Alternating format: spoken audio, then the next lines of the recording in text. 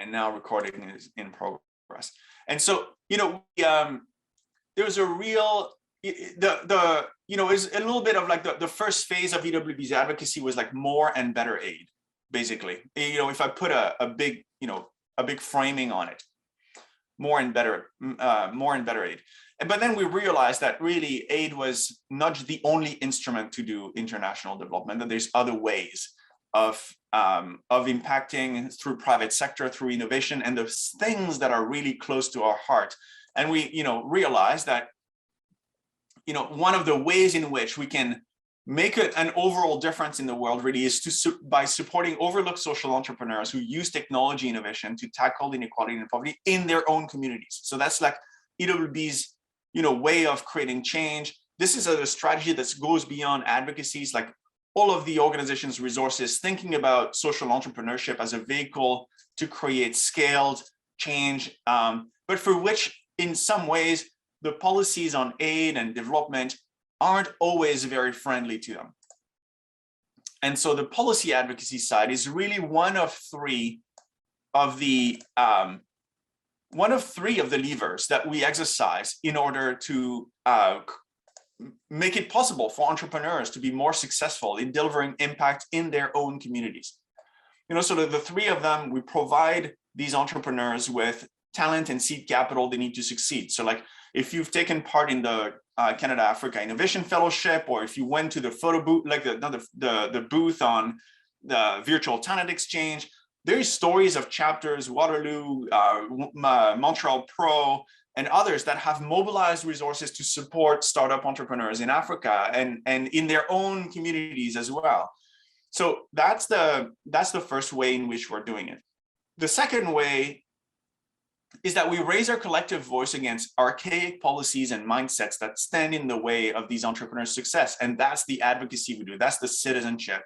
And finally, we develop a community of systems change leaders, us, who come to their support with transformative ideas, like the skills and the perspective you gain about how change happens is super useful as you go and get involved with any sort of initiatives around you locally or internationally, and that we count on your agency and your as a change agent. So those are the three ways that EWB sort of combines. It's all that we've got to make a difference in the world. And so the advocacy is one of three pillars of EWB's work.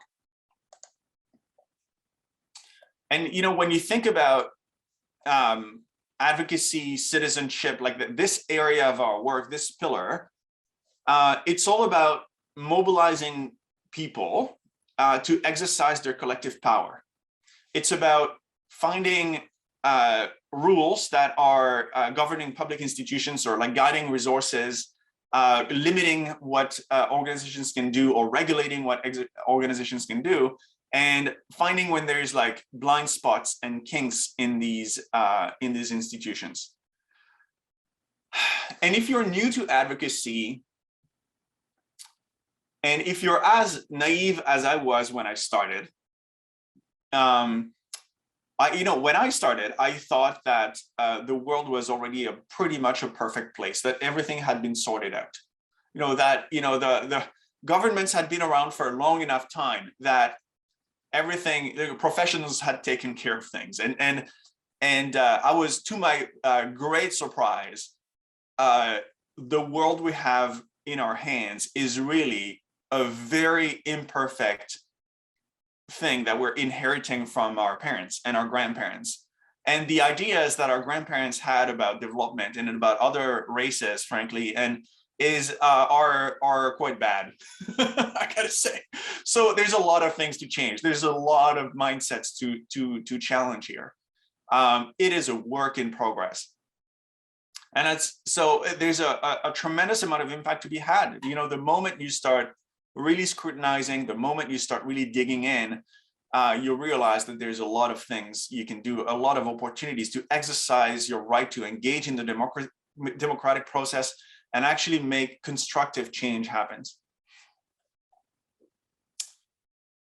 Yeah, and you might also think, well, there's different ways of doing advocacy. There's like organizations that are kind of like on the dismantle the system side of the spectrum, that say what we have is completely flawed and needs to be dismantled.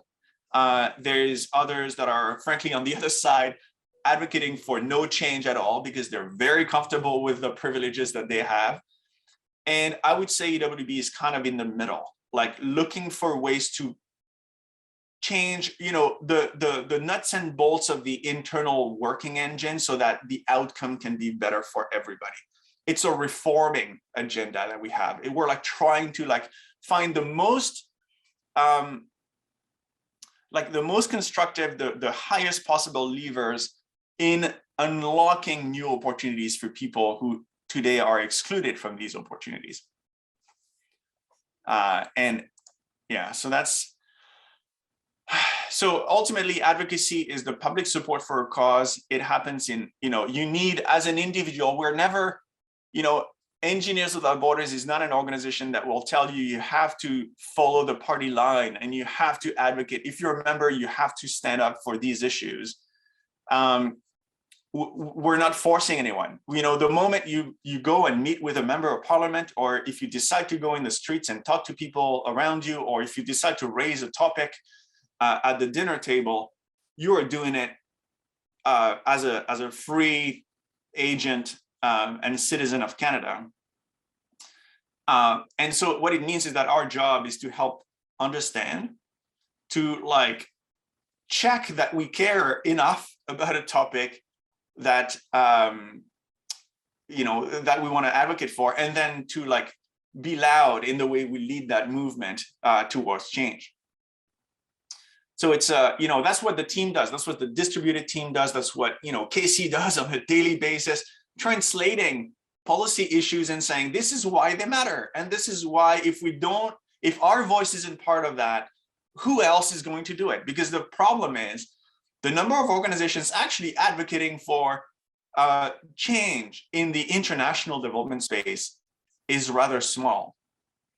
And oftentimes, those voices that advocate for change within the international development space are simply lobbying for more money for themselves, not necessarily for constructive change in the space. And EWB is rather unique. We're not the only organization, but we're rather unique in that space in really providing technically relevant, field informed and constructive policies that just make aid better. They're not about making us in a better position. They're about making aid better, at least as per our own analysis and our own experience. And I would be remiss to just acknowledge that the person on the right is David Boroto. David is a longtime member of EWB. He has grown as an advocate over the years, and he was in Kenya supporting one of our ventures, Kwangu Kwako. He also worked with VMO, another of EWB's sort of entrepreneurial initiatives that EWB supported. He was very active as an advocate, and he's now on the board of EWB. So just so you know, like being involved in advocacy is a phenomenal way to grow as a leader. Here is an example, and he's even now in the stock photo bank of EWB. Nice. So I'd love to do like a quick breakout, and I'm crossing my fingers that Casey has all of this figured out. But the idea is basically for us to like, we'll do groups of 2 or 3 people. You come together, it's a bit of a huddle. You're only going to get 3 minutes, so you have to be democratic with your time. You do not let one person dominate for 3 minutes and tell their story. Like take 1 minute each to tell each other a time when you have stood up for something you believed in, and how did it go? And then we'll come back and we'll share back with the whole group.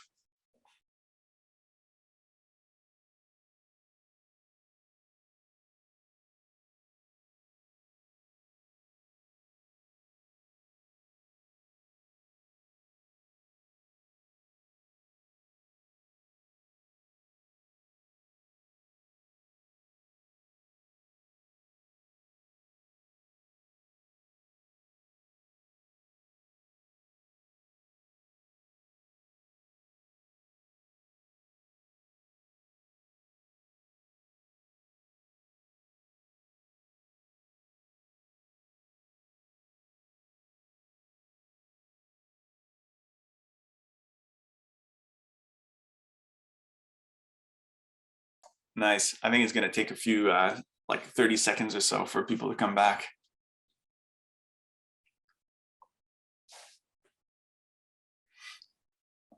I see that there's some highly experienced advocates on the call. Puts my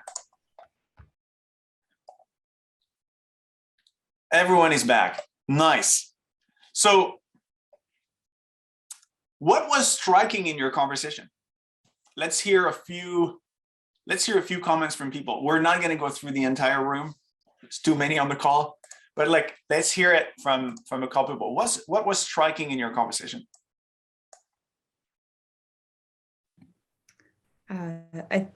Sorry, Harvey, go. I just thought we were going through like a raised hand, so I just sort of did the same thing I do in university. But for my group, I loved how everybody had like a different sort of cause that they were passionate about, and they had experiences related to it, like going to like climate change marches and things like that. And so it's really nice to hear how people communicate themselves in different sort of groups as well. Mm. Thanks. What else? Sorry. In my group, I thought it was really interesting how easy it was for people to come up with an idea. That's like, I think, unique to this group of people and the kind of people that are in EWB, that you can just quickly recall a time that you stood up for something that's not common in all groups of people that you might meet. Mm. Very neat. We're all like activists.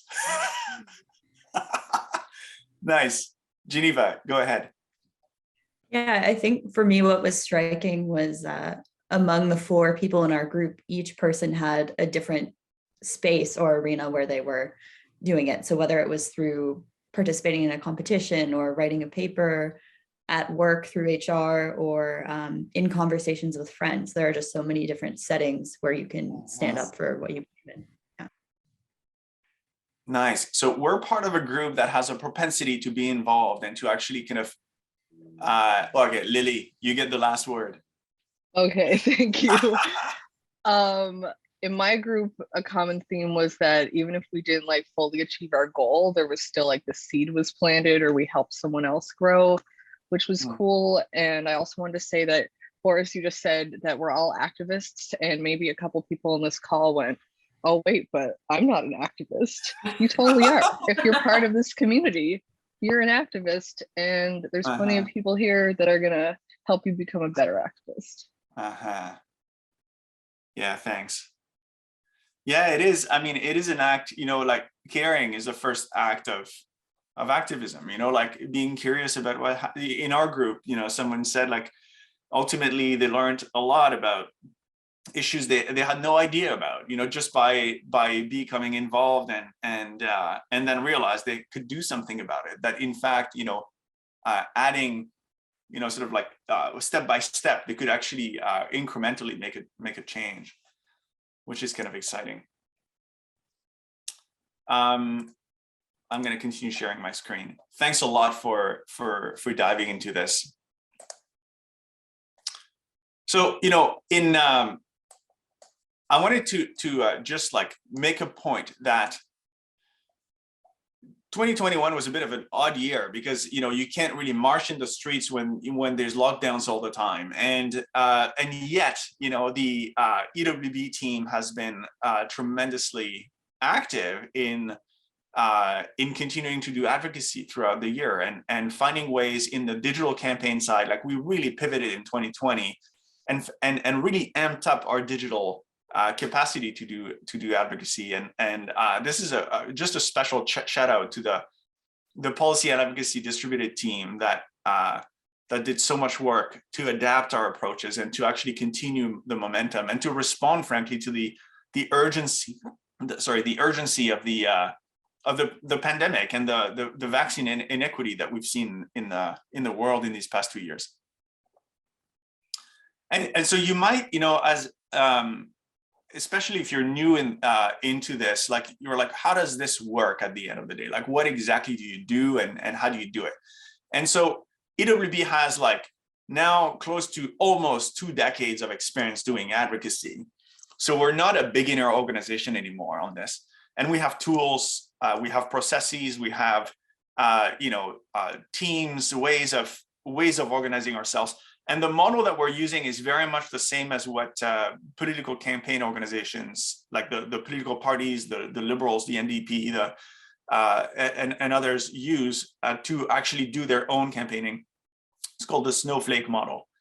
And so we basically have a way to, like, we don't see our job as like doing the advocacy when you're at national office, but actually at enabling a team to enable others. So there's very much, and so when you start typically at a chapter, you mobilize people around you, you're given the tools to be able to like understand issues. And then if you choose so, and you feel like the issues are actually, important to EWB's impact and important to the things that you want to contribute to the organization, then you get an opportunity to recruit other people to that, go and meet your members of parliament. The power, is not, even though the dark blue people are bigger, which is kind of an interesting thing, but like, it's because there's fewer of them on the picture, because the power is in the light blue circle. Members of parliament in Canada are not interested in meeting with the staff of some kind of organization that has special interests. They want to meet citizens from their own riding. They want to understand how the most power that I have as the CEO of EWB Canada is to walk down on to the office of Julie Dabrusin, my MP at Toronto Danforth, and have a conversation with her about the Liberals' position on international development, the lack of funding that this Liberal government is not providing for aid, the vaccine hoarding. Like, I can have those conversations with her, and she's going to listen to me because I'm a resident of her riding, and I will vote for her or against her next time. Right. So that's where the power lies. And you have a tremendous amount of power in your riding, because the number of people in Canada that actually choose to engage with their MPs is very slim. And so it stands out, and especially young people, it stands out when young people come into an office and start having a conversation with members of parliament. They remember. And then when it happens, everywhere in Canada at the same time, and then suddenly people meet in Ottawa, and the caucus meets, there's Foreign Affairs Committee, and they're like, yeah, have you heard that Engineers Without Borders is talking to us about X issue? And so they pay attention to these things. There's ways for us to really make a significant difference there. So it's I like that we have a slide like this, because as a new person, you can come in and realize that there's an architecture behind it. There's like a infrastructure that you can lean on, that you can rely on to grow as an advocate. And there's opportunities for you to take more responsibilities if you want them.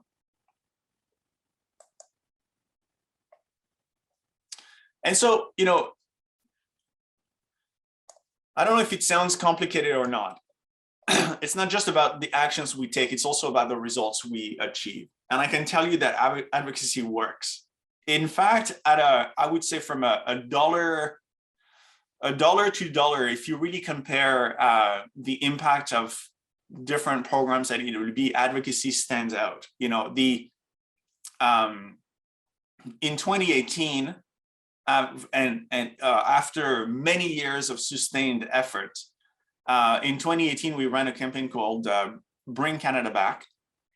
And it was about increasing Canada's budget for official development assistance, and increasing the amount of innovative finance that Canada would deploy towards innovation and entrepreneurship in emerging economies.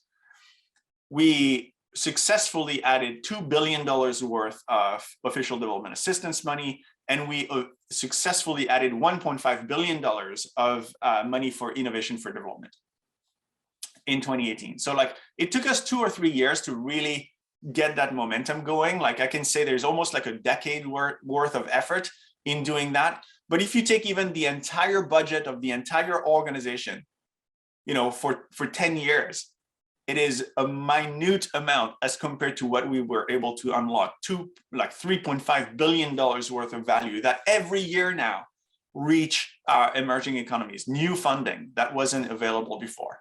That's a significant amount of leverage. In between 2016 and 2018, we realized that Canada was the only G7 country to not have an institution geared towards making private sector financing to companies in the developing world that have a positive impact on development, on women and girls' welfare especially. And so we advocated for what's called a development finance institution. This like a bank that's a national bank funded by public money that then makes concessionary loans and like takes a bit more risk and goes and supports companies in the world that provide jobs and opportunities for people who live in poverty. And after 2 years of advocating for that, we were successfully, actually Engineers Without Borders was quoted in the budget, the big budget volume that is presented by the Minister of Finance at Parliament. Engineers Without Borders is quoted as one of the key instigators of the creation of Canada's Development Finance Institution called FinDev Canada, which has added now today $600 million of finance for development to Canada's toolkit that didn't exist before. $600 million it's a tiny development finance institution in the rest of the world, but it is a phenomenal amount of new resources for development. So those are some of the examples of what we've achieved. And the photo that's there, untying aid, is one of the first kind of big victories of EWB on advocacy. And when I look at this picture now, it's like 15 years old maybe. I recognize some of the faces of people that have been influential at EWB for a long time after that event. I was in that crowd, and I felt a renewed sense of hope and empowerment by being part of this crowd and actually getting the government to untie its aid. So instead of purchasing services and goods from Canadian companies to supply them to places where there would be a famine or something, untying aid meant that the money could be used to actually purchase locally instead of from Canada, making aid way more efficient in the process. Okay, I'm realizing I'm a little bit long-winded, so I'm going to ask for forgiveness from Casey and take a few more minutes. I wanted to give you a sense of what's coming. This is kind of the last slide, and the rest is just like parting ways type of words. So, 2022 is a crucial year for us. There's what we've done over the summer last year or 6 months ago was we hosted a series of 6 panels asking a series of experts, and I think you can still find those recordings if you're interested. We asked 6 panels of experts, like on 6 different areas of Canadian society, how could Canada be a better global citizen? What were the policy areas that could actually be increased or improved? And from that, we've actually identified 12 potential policy areas that we could actually act towards. Those, like the advocacy team is responsible for stewarding that list. And we look at, advocacy is not just about like something that's right, let's just go after it. There's a matter of timing as well. Is there a window of opportunity? There's no point in advocating for something that is going to be never actually pass. Like, you got to figure out whether there's actually a window of opportunity, your effort is well used. And, you got to understand if there's enough of a sense of urgency within the parliament. You can look at, the political context. And so, we look at that list of 12 so that we have a dynamic view and we can like bring things up and down the matrix, depending on our analysis of the situation. But it's also about, what is timely impact right now? What are the things that really matter? And one of the things that really matters is vaccine equity. There is I hope you've seen some of the maps, but like the stark difference in access to single doses in the world is quite horrendous right now. And there's been conversations in this conference about this, so I'm not going to go dive into it. But nevertheless, we will be doing something like we'll be doing something on vaccine equity. We'll continue asking the government to share more and share faster. We will continue having conversations about the TRIPS waiver and Canada's lack of responsiveness on whether they would even support it, because these things really matter. They matter to the way Canada is perceived in the world. They matter to the impact on people's lives and the impact on economies around the world. Another one that's like a really exciting opportunities for impact right now is Bill S-216, which is a bill that has been presented for review by a senator, Senator Ratna Amidvar.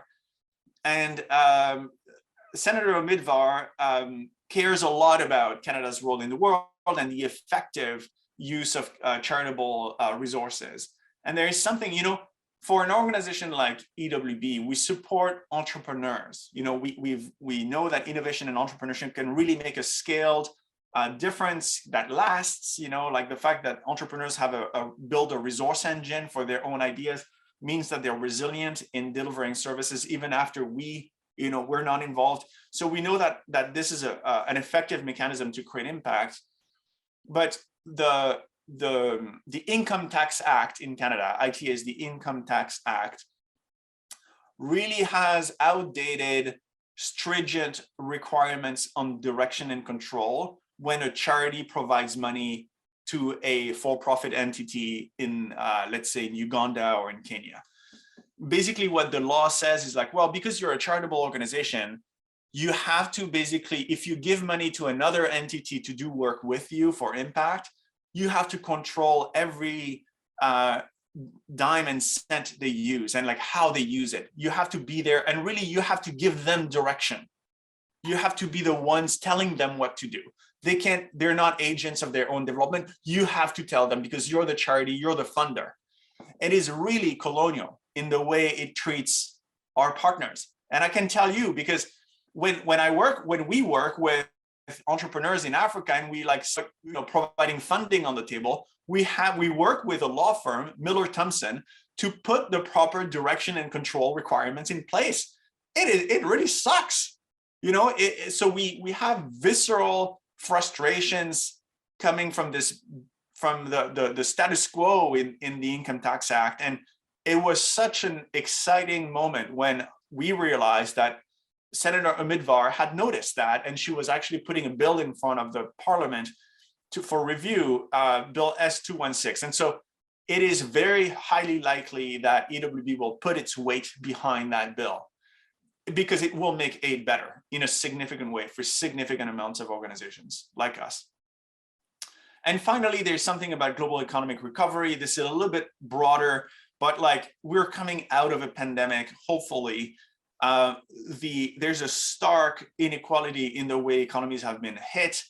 Countries like Canada that can borrow money have borrowed money to get their ways out. Other economies have not been able to borrow money.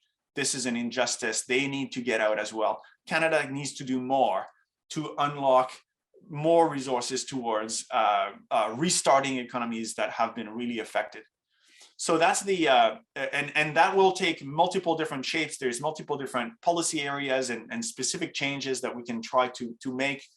So this is a little bit of like an umbrella area that is still being developed.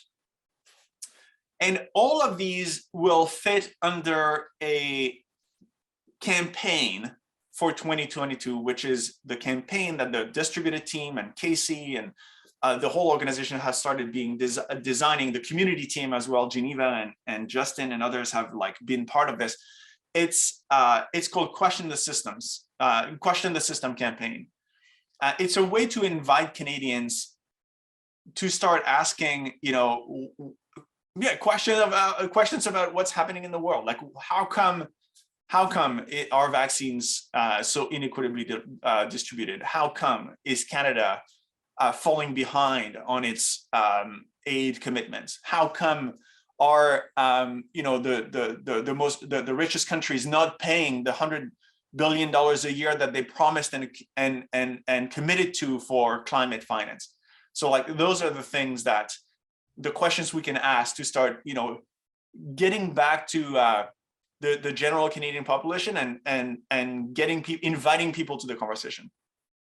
So question the system is kind of like that, the exciting big campaign. That's the thing that's going to get us out in the street, like this one. Instead of arrêt and stop, you know, stop tide aid, it will be question the system rallies. Yeah, so that's it, you know, and the team has an email, advocacy@ewb.ca. If you want to be involved, you know, sort of like raise your hand there. I want to say thank you to all of you for taking part in this session today, for your interest in advocacy. It is a phenomenal way to connect with other people who are like-minded. It is exciting to go to Ottawa and meet with members of parliament. It is exciting to gather members and meet parliamentarians in their riding offices. It is exciting to go on campus or go online or go in the streets and talk to people about issues that matter. Everyone who's on photos from advocacy always has a huge smile, and there's a reason for that. So welcome to advocacy at EWB. See, they're even jumping up with joy. Thanks.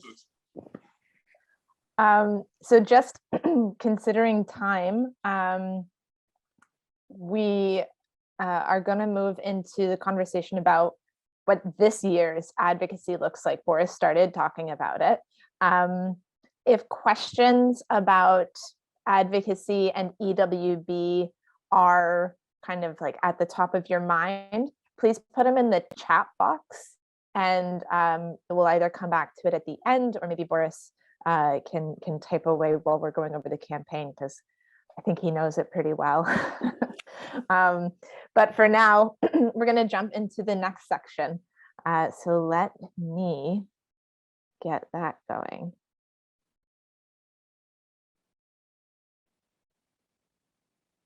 Okay. Now, someone said F11, but that seems to be a non-MacBook thing. So we'll go with it as it is. Yeah, once again, well, first, actually, can I just get a thumbs up that people can see the slideshow? I mean, I know you see the whole screen, but that's fine. Thank you. Cool. Okay, so thanks, Boris, for talking about advocacy and why it's so important, not only to EWB, but to the work that we do in this sector. Like Lily said, if you are caring about a situation, you're looking to learn more and you're looking to be part of a solution, and then you are doing that work out loud, you are leading this out loud, you are an advocate. So congratulations to all of you sitting in the audience. You guys are part of the advocacy community by nature of being with this organization. You're already taking action. You're already trying to understand more and have these conversations that are going to pull others in. Advocacy isn't like this little pocket of EWB that does its own thing. You guys are advocates. You guys are advocacy. So I hope that as you go through your chapter events, the national events, you're thinking, oh, what am I doing as an advocate right now? Like, how am I sharing my voice to make sure that what we are doing here is being seen and that others are hopping on board? So yeah, thanks again, Boris, for leading us through that conversation. And I hope you guys all kind of gleaned the importance of this work from that. So I am Casey Fairder. I am the campaign coordinator. I kind of had the advocacy portion of the policy and advocacy team. If you guys see Pat all the time, you'll see Pat DT, Pat this, Pat that, policy and advocacy team. Policy advocacy team. That's what the Pat is. I do the advocacy stuff. I leave the policy stuff to Boris. So what I will be walking you all through now is this year's campaign. So, okay, now you guys are all feeling like advocates. What are we going to apply that energy to? So if I can move to this one, let's start with a big question. Okay, how will Canada contribute to a shared global recovery and shared global future?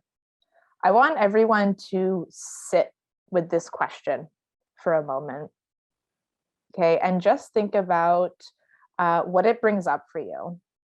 Does your brain automatically start thinking about ideas and maybe attempting a solution to this question? Maybe instead it brings up emotions and it feels overwhelming and or maybe exciting. Maybe it just brings up more questions. It's a huge question. Maybe you're thinking, well, what is a shared global recovery? What is our shared global future? So I'm not going to ask you all to share back, but I do want you to note what that brings up for you. Okay, because it's the power of questions. That's what this campaign is about. It's about engaging people in such a fundamental and basic way. Okay, so we're asking questions. They're big questions, they're broad, they're specific, they're small. No matter what, they're impactful. Okay, so this is a question, as Boris discussed earlier, that Engineers Without Borders actually asked back in May. We brought together these panels and we asked the experts this question: what does Canada's contribution to this shared global future look like? So these experts came in from a bunch of different sectors and communities, and we spoke about 6 topics, as Boris mentioned. We talked about Canada's place in the world, Canada's support to multilaterals, so that's like the UN or the World Health Organization. One panel talked about global development, another about sustainable mining, green energy investments, and the final panel was on innovation, startups, and technology. The ideas, the advice, and inspiration that came out of these talks was phenomenal. I mean, it was one of my favorite EWB events, and I've been with this organization for years and years and years. And it was an amazing event. It was more than we could capture and more than we could move on. So let me just see if I can get that to play. Oh, I don't think the audio's every time. If anybody in the chat wants to let me know how to share audio after I shared video, that would be amazing. You might have to reshare so unshare the screen and reshare, but just click the share audio button when you do it next time at the bottom.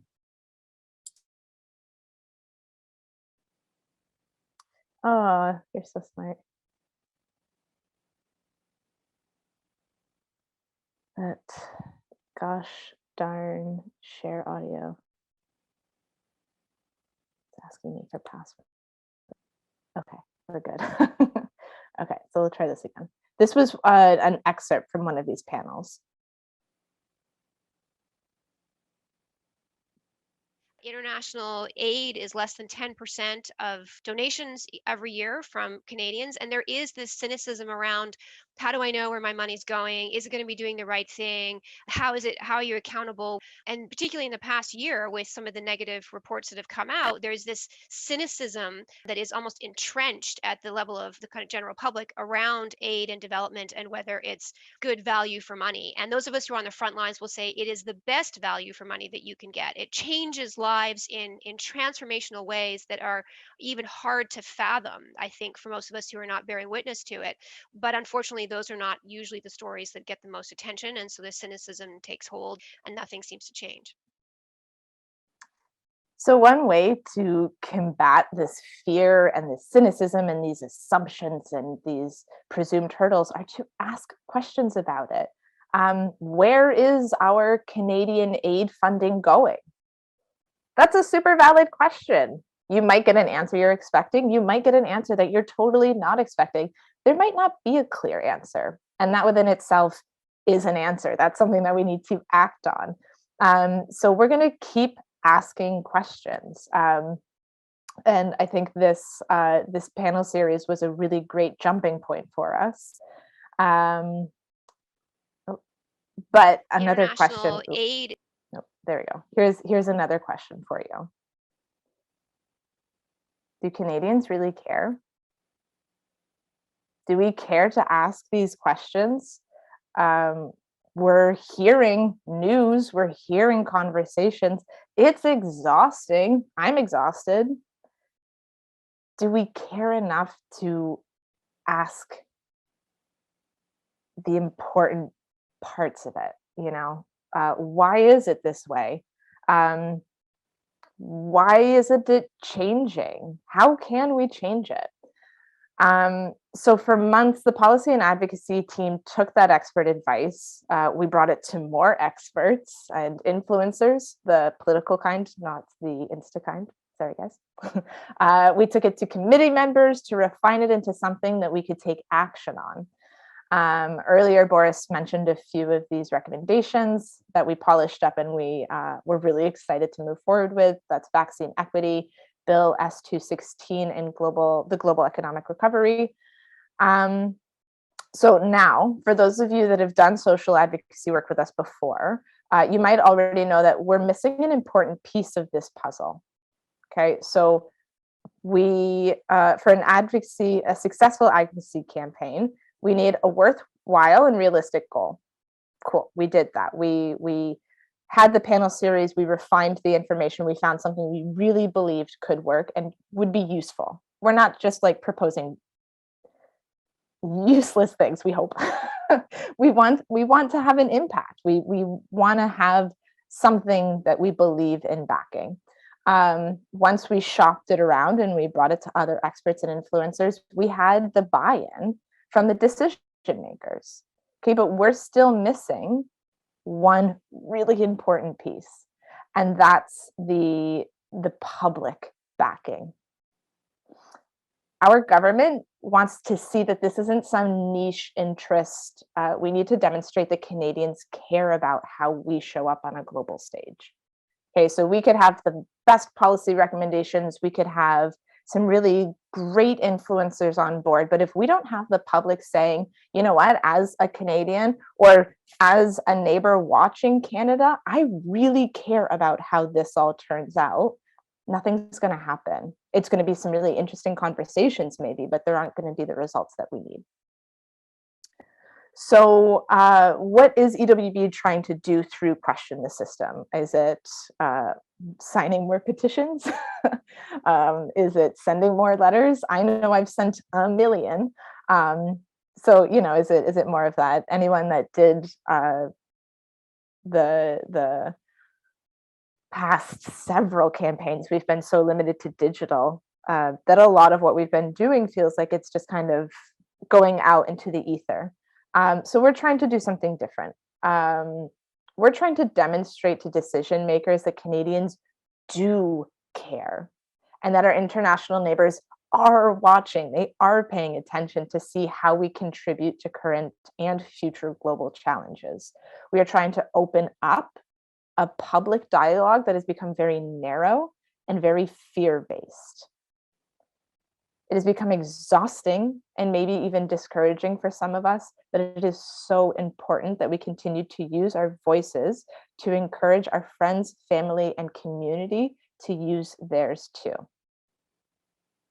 Right? Nobody wants to do it alone. People want to move with a group. They want to move with a community.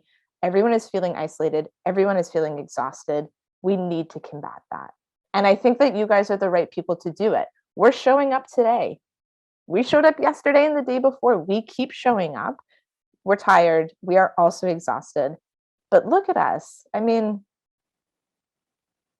if we can do it and encourage each other, we can encourage our communities to keep doing the same. So how are we going to do it? Well, we are collecting 10,000 questions.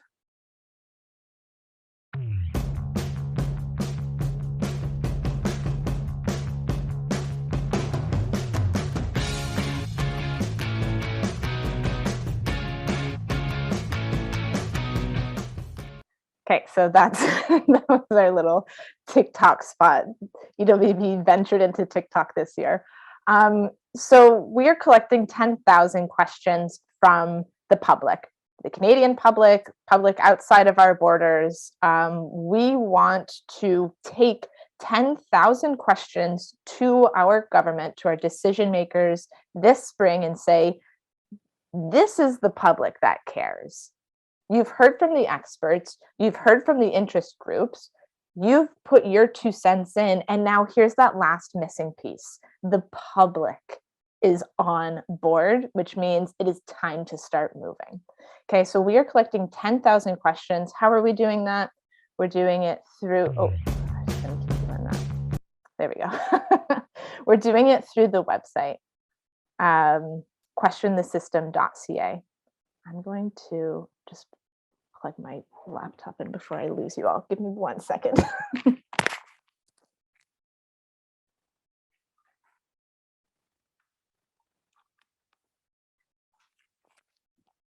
Okay, good.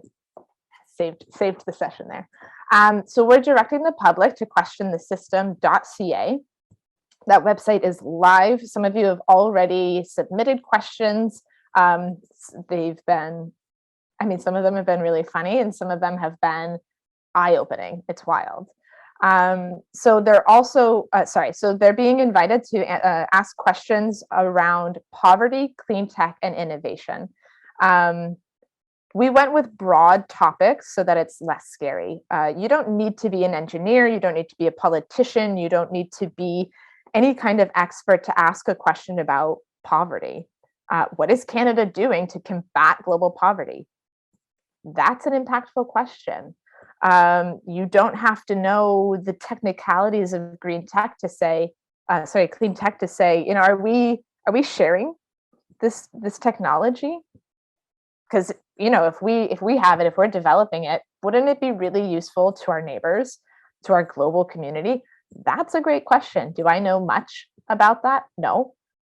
But I'm only going to learn if I start asking questions. And maybe there are other people that are asking these same things out there. We need to bring them in.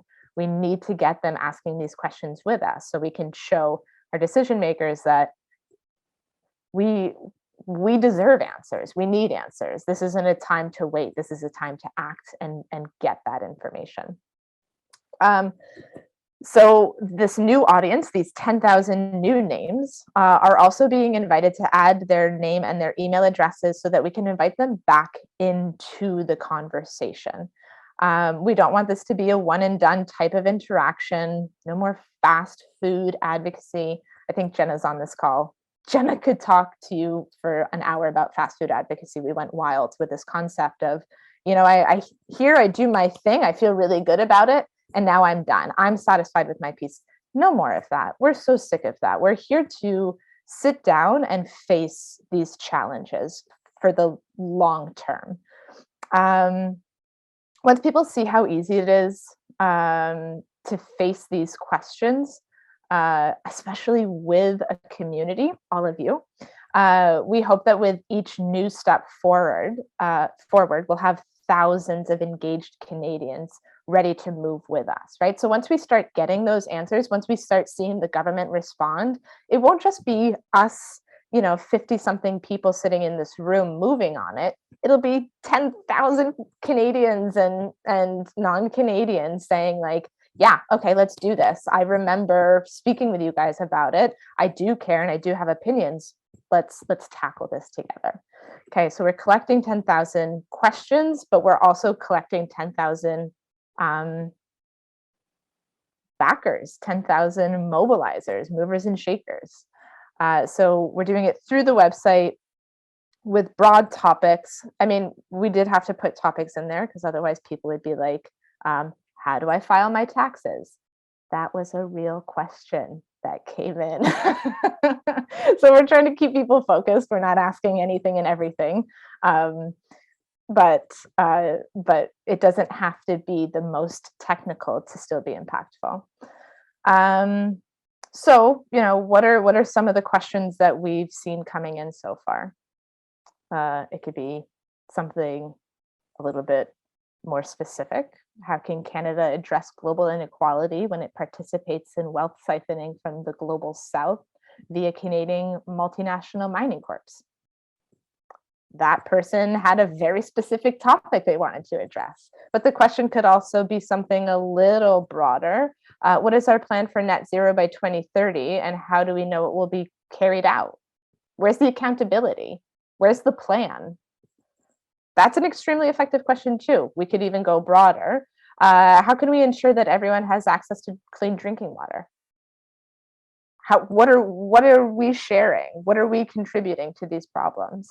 The questions could really be any number of things, as long as we're, again, focusing on Canada's participation in the global shared future and recovery. Then we want them. We want to hear those questions. So what are we doing now? By the end of this session, I want to see the website flooded with new questions. Don't worry, we'll give you guys time to brainstorm. This isn't like, okay, now like, boom, just spit it out there. We're gonna have a reflective moment. The second thing is we want you guys to spread the word. How many times have you ended a conversation with friends, classmates, coworkers, feeling a bit defeated by this state of global cooperation? Do you ever, I know I do, maybe it's just me, but do you ever wish you could grab Trudeau by the shoulders and just say, like, hey, like, what are you doing? What is going on here? You're not alone. I mean, like, so many people are feeling this frustration of who's hearing me?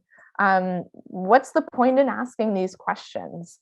Now imagine that in that moment of total deflation, your Dungeons and Dragons master says, hey, well, I heard about this website where you can air your frustrations, or maybe you pass a poster in your favorite local coffee shop that reflects your question back to you. Like, it can come from anywhere. You guys can interject this campaign into so many different casual settings. But imagine how good that would feel if you were like, I'm so frustrated, and someone said, well, hey, there's a whole group of people leading a movement dedicated to exactly that.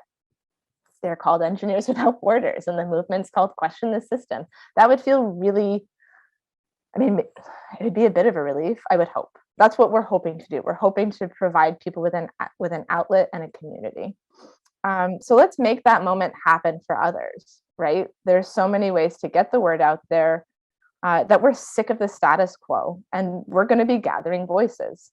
We're about to get started on a super easy way to spread the word: social shares. I know we all know how to do that. We can figure it out at the very least together. Social shares are a super duper easy way to do it. That video that I played earlier for you with the poster slapping, 10 million, no, sorry, not 10 million, 1 million people saw that video. 10 million would be amazing, but 1 million people. We'll settle for 1 million people saw that video, and 5,000 people clicked it. Nope, 500 clicked it. Wow, my numbers are so bad today. It's the whole 10,000 one. 5,000. 5,000 people clicked it. That is 5,000 people thinking, that resonates with me. I want to know what this group is up to. Social shares are a great way of getting the word out there. We can discuss other ways of doing it. There's like a whole follow-up to Major Action. We're reinvigorating the campaign right now. Some of you have already been asking questions about, poster hanging. Campuses are closed. Some of them indefinitely. Some of them are half opening soon. Posters don't have to be the only way to share. Posters can be shared off of campus. So we can do social, we can do posters if there are safe ways of getting out into the public, maybe having a sign in a very prominent space in your town. Go stand there for a while and ask people if they've got questions, safely, again, take all the necessary precautions, but it's a conversation people want to have. They're just, we're all a little bit tired of not receiving any answers, not receiving any engagement when we ask the questions. So let's be that engagement. So then the third step, you guys have asked your questions, you're encouraging others to go to the website, ask their questions. Now that we've invited them into the conversation, we can't leave them hanging. There's nothing more defeating than feeling like you're shouting into the void, right? Like, ugh. So share, tell them to check out our socials. Share our socials, either your chapter social, EWB social accounts with them. Invite them to events. If you guys are having a member learning session online, if you're engaging with speakers, say, hey, well, you know, in 2 weeks on a Saturday afternoon, we're going to be gathering as a group and just discussing. Maybe there's a book club you guys are doing. Invite them into that conversation. Tell them to keep an eye out for Know the System. That's coming soon. That's part of the reason we're collecting email addresses. That's a national office initiative where once we question the system, we're going to teach people about it. You know, like, let's dive a little deeper. Let them know that, you know, EWB will be engaging them with information. Give them a way to connect with like-minded system disruptors and influence makers and movers and shakers. You guys, give them a way to connect to you, right? That's what people are looking for right now. That's what's going to keep people around. That's what kept you guys around. You guys found a community. Okay, so I invite all of you now to get moving, to get silly and get creative. Some of you may have heard a little bit about what we're doing this afternoon. Some of you may have seen our beautiful rendition of the Backstreet Boys on social earlier this morning. We're trying to show by example that we're not ready to give up on these really important questions and conversations, and we're not going to let it weigh us down. Okay, we simply can't afford to anymore. So together, to set the mood for the last half hour, we're going to be doing some lip syncing. Yay! I apologize, but I am also so not sorry for this. What we are going to be doing is we are going to split you all into groups. This is going to be highly automated for the most part, so just kind of sit back and enjoy the ride. We will split you into groups. Your group name at the top of the window will have a number. You'll be group 1, 2, 3, 4, whatever it might be. Note your group number and then go find the corresponding song. I have a sheet I'm going to send everybody. There are going to be moderators in there with you. They'll also have information. So go find your song. There is a link and a timestamp included, so you don't have to like Google it. You'll all have the same version. You'll all have the same timing. I didn't give you the lyrics. I figured you guys as a team could go find the lyrics if you know the verse anyway. Once you've done that, as a group, decide how you want to perform the song. Are there going to be breakout solos? Does someone have a guitar? Do you have a Destiny Child level matching outfit planned? I don't know. You guys have 20 minutes to find the song, sort it, and record it. Okay, so then the last part is to perform your best version together. Don't worry about making it perfect. We can edit it. So if the song starts a little early, ends a little late, we'll just trim that off. We're going to overlay audio. So you guys don't have to sing. By all means, if you would like to, feel free, but it's lip syncing, not karaoke. So any audio that is recorded during the lip syncing isn't going to be heard. So if someone shares the audio over the speakers and it's not the best when you play it back, it's a non-issue. Don't worry about that. But have fun with it. I mean, it's meant to be goofy. You're going to be teamed with people from outside of your chapter. This is a time to say, hey, EWB is not only in Montreal, EWB is not only in my Guelph chapter, EWB is all across Canada, and our community is outside of Canada, right? We are connecting with our whole community through this exercise, not just the people that we see via screen week to week. So that's the lip syncing part. We're going to be sharing these, by the way. If anybody's like, wow, no way am I letting them use this publicly, fair warning, we are. So if it's something that you're not comfortable with, don't worry about it. Either turn your screen off. I do want people to stick around for the question portion, what comes after the lip syncing, but take a little 20-minute break. Go drink your tea and watch everybody else perform these really beautiful pieces of art. So take 20 minutes to do that as a team. Save the last 10 minutes to do some question brainstorming. We want to have the silly moments. We want to have you guys lip syncing, but we also want to capture what your questions are for the system. So yeah, discuss as a group what kind of questions come to mind when thinking about how Canada deals with poverty, clean tech, and innovation. If you can't think of any, we've provided some samples for you on that same cheat sheet that I'll be providing. So don't worry, you can use those or discuss them. Next, take a moment to decide which question you want to submit, like your top question. If you had Trudeau's ear for 5 minutes, what's the question you would ask him? And the decision makers around him. As long as it's something that's important to you, it's important to us. And then the last piece of that 10-minute exercise is make a small sign if you can. I typed it on my phone and held it up to the screen. That's like the third time I've showed everybody my messages doing that.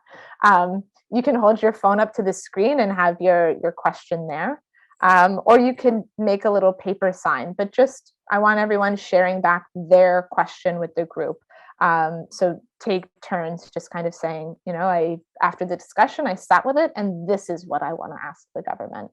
And we're going to try to get that on camera. If you have your chapter's banner, I know that not everybody got to this. The social restrictions started to come into place right about the time that I was asking chapters to make the banners. So if you don't have one, that is super okay. If your chapter did make one, I imagine a single person has it, put it in the background. Those things aren't trash. They're still going to be used, but let's use them now as well. Might as well. If we have them, if you have them, hang them up, hold it up. I want to see the work that you guys have done. That being said, if nobody has it, maybe it was left on campus, that's fine. Like I said, we'll use them later. Okay, so what I will do now is in the chat. Nope, that's the wrong thing. Oh, Lordy. Okay, here we go. Here is the cheat sheet. How many questions can you submit? So this is actually, for this video, you can discuss as many questions as you want. Submit maybe one or two, but the beautiful thing is that we have a digital photo booth. Yay! It's in the expo section. So if you have like 4 questions that you really want to ask, I highly encourage you all, even if you only have the one question, but you want to ask it again, or you want to get like a really clear shot for your chapter social, for EWB social, for the sake of being in a photo booth, take your poster, take your banner into there. It's like true digital photo booth style. It's going to have all the funny add-ons like cat ear things. So take advantage of that. You can ask your question here in the video, and you can ask your question again in the photo booth. So if you have additional questions, take them there. And Geneva just put that in that same link in the chat. So what will happen now is we have a half hour.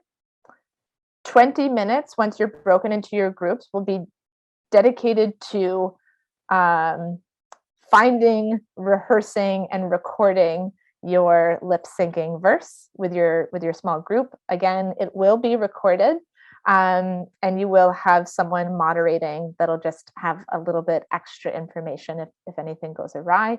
Then take the last 10 minutes to discuss questions that came up for you during this conversation.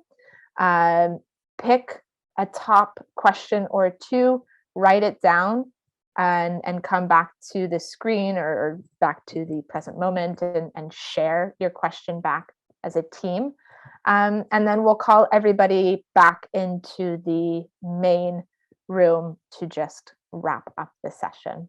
So Justin, I will hand it off to you, and we are going to be divided into groups soon. Rooms are open.